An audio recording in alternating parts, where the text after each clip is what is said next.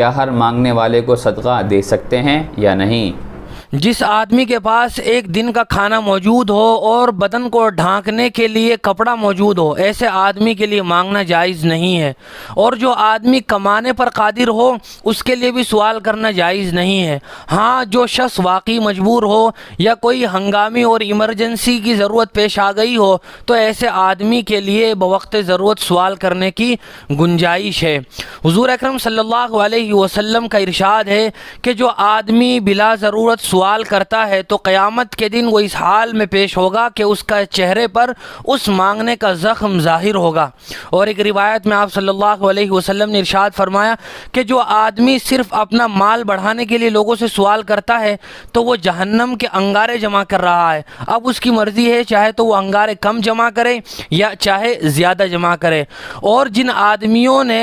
اپنا پیشہ ہی، روزگار ہی مانگنا اور سوال کرنا بنا لیا ہو تو پھر ایسے لوگوں کو دینا بھی جائز نہیں ہے، بلکہ ایسے لوگوں کی حوصلہ شکنی کرنی چاہیے،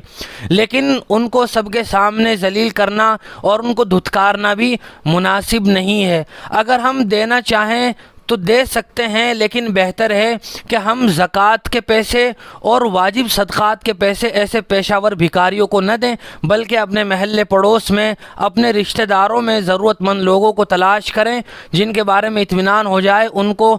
زکوٰۃ اور صدقات واجبہ دینا چاہیے۔